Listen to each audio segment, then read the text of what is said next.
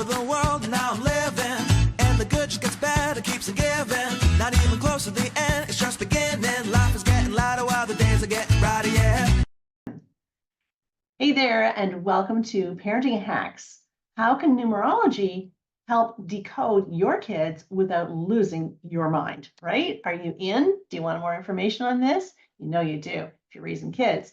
So if I only knew then what I know now about numerology, I would have raised my kids very differently. I didn't know anything about numerology back when I was raising them, and somehow they turned out to be pretty amazing young men in spite of my efforts. So thank goodness for that. But an understanding of numerology could have been a game changer, especially when our family dynamics got a little bit wonky occasionally. I mean, there was me and my oldest son, and we had his dad to contend with, we had his stepfather to contend with, we had his little brother to contend with. So, there's a lot of dynamics going on. I only wish I had had this kind of information back then. Numerology can be applied in so many ways, but the most significant contributor is the date of birth. Okay, this is a magical number which reveals what your kids signed up for in this lifetime. It's also going to identify the lessons that they've chosen to learn so that they can travel more efficiently on their path. So trust me, had I known all of this back then, I would have avoided a lot of headbutting moments. Absolutely, for sure. Knowing your kids' numerology can help you loosen up and appreciate their unique journey, even when it feels like they're marching to the beat of their own drum and you have no clue what's going on, right? Here's just a few ways that numerology can actually help you as a parent. So number one, insights into their personality. So numerology can provide insights into a child's personality, their strengths, their weaknesses.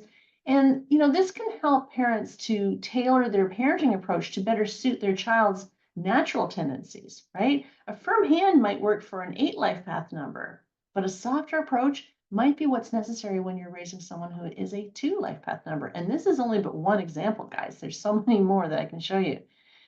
Number two, guidance in the areas of education.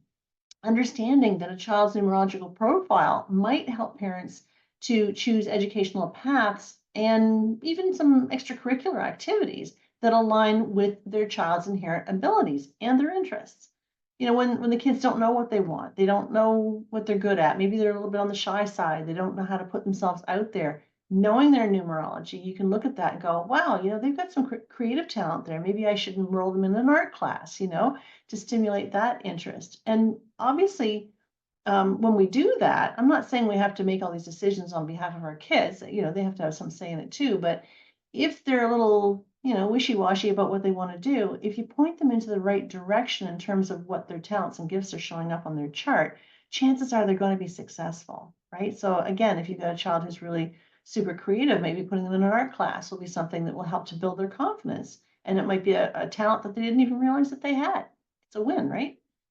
So we're setting them up for success, basically, by doing that. So let's talk about number 3, which is improved communication. Oh gosh, couldn't we have used a little bit of that? Knowing a child's numerology can potentially improve communication by highlighting preferred communication styles and ways to effectively address conflicts or misunderstandings that happen in the home.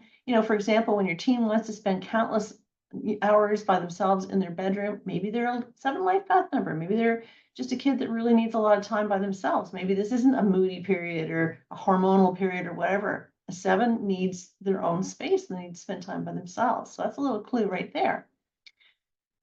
If they are, for example, a 3 life path number, that's somebody who's going to require a lot more social time, right? They like to connect with their friends and whatnot. So giving them groundings that last longer than a reasonable amount of time is going to make them pretty squirrely, because they really do need to connect with their friends and really do need to be social.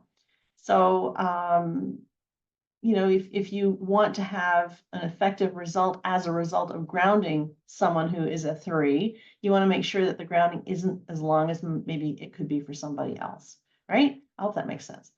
We can look at their emotional support. So numerology can offer parents a framework for understanding their child's emotional needs and how to support them during various developmental stages in their lives. So for example, a child with a life path number of 4, this is a kid that's going to require a lot more structure, a lot more routine, predictability than, say, somebody who's a 5 life path number. The 5 doesn't need that structure so much, but the 4 needs structure and routine in order to feel safe. Number 5, parent-child bonding. So sharing numerological insights can be a way for parents and children to bond. Now, this is obviously when they're probably, young teens or older teens or even young adults, right? When we share the information, especially if both parties find meaning and value in numerology, this can be super, super helpful, because sometimes we just need a little bit of a background on who we are and what the heck we signed up for. And this allows for mutual understanding and respect between the parent and the child, right? I just finished my book, and honestly, as I was writing it, I was thinking to myself, man, I wish I had known numerology more so when my mom was alive, because my mother was a 23-5 life path number. And that means that as a 23-5, you get the 2 and the 3 as sub lessons, and the 5 was her big lesson. Well, the 2 was her learning how to manage her extreme sensitivity and her need for partnership, her fear of rejection. The 3 was about that inner critic, and how she was really, really hard on herself. And I understood all of that. I probably could have responded to her a little differently, and we probably would have had a much healthier relationship. So, live and learn, right? Now I have the information, so I can apply it, right? This is why I'm encouraging you guys to learn it too.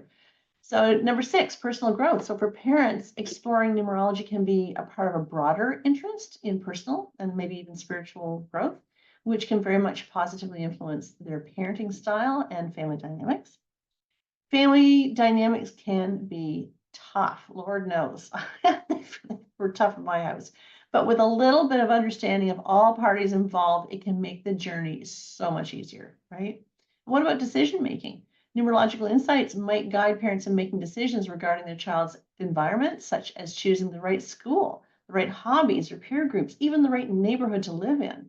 That's going to allow them to align their kids with their numerological profiles. I remember when my son, Jeff, was in grade 7, and I remember him coming home from school one day and he said, "Mom, tell me again, why do I need to learn algebra?" To which I answered, "Well, it's part of the curriculum. So that's why you have to learn it." He looked at me pretty perplexed.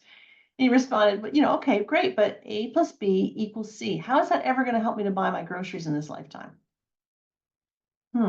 Was he wrong? No, he wasn't wrong. Absolutely, he wasn't wrong. He hasn't applied algebra once since he left school, okay? Although I did my very best to raise both of my kids, I confess that I didn't always consider, their personal needs. I mean, after all, kids don't come with manuals, right? They don't come with the owner's manuals. There's no guidebook that comes with them. So, I guided them to what I felt was the right way of doing things. And maybe I was guided by the way that I was raised. I don't know. But, you go to, it basically, you encourage your kids to go to school, to graduate, to go to university, then get the really good job, have them, have the kids, get married and all that stuff. And so it goes. But Jeff is a 5 life path number, right? So the 5s don't always thrive in traditional school settings because 5s learn through experience rather than through the books, right? You cannot ask a 5 to sit in a chair endlessly until the bell rings. It's not going to fly. So had I known this, I would have found better ways beyond the normal structure of school to stimulate him a little bit better. Maybe I would have put him into other types of activities. He definitely needed a lot more physical activity because his brain was so busy all the time. He's a 5, he needs change. Somebody who is a 2 life path number is very different. The 2 life path number would be somebody who doesn't want the chaos in the classroom. Like, he'd be the one stimulating the chaos in the classroom. But the 2s would be like, "No, I want it to be peaceful. I want to work one-on-one with people. I just want to have the teacher and me, or me and another student, or whatever," but they can't deal with a whole lot of chaos in the classroom. It's good to know. So it helps you to place the kids in the classrooms that they will thrive in.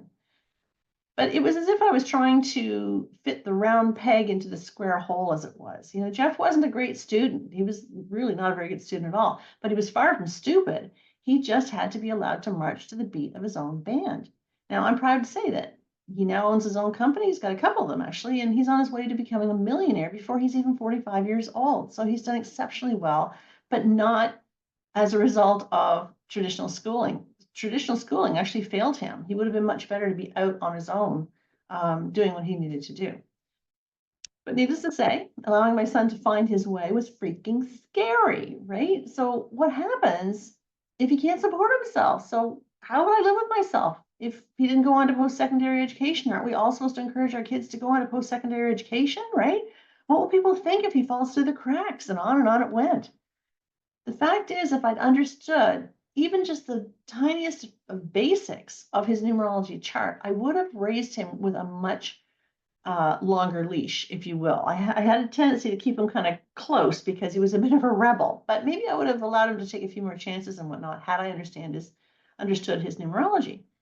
I would have calmed down. I would have possibly accepted that he was just not going to be a stellar student, and that's okay, right? I would have appreciated that he was his own person and that I would have very little control over that. A healthy understanding of numerology gives us permission to loosen up. We can relax when we have a better understanding of what makes our kids tick. We can gain clarity as to why one sibling is so incredibly different than the other. You just wonder if they're hatched from the same parents, right? Sometimes we can appreciate why mom may not get along with Johnny, but gets along well with Sue. Why doesn't dad get along with the son, but gets along with the daughter? All this interpersonal dynamics going on in the home can be very easily understood if we just explore the numerology charts.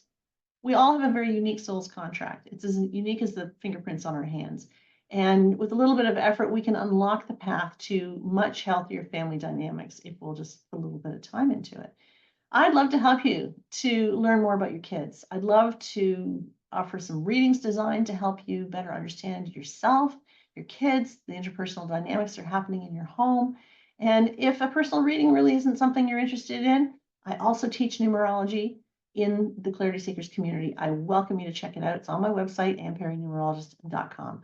Either way, let's figure this out. Let's stop looking at our kids like they're aliens and let's just get on with it and do this. I look forward to hearing from you. Take care. Have an amazing day. Bye for now.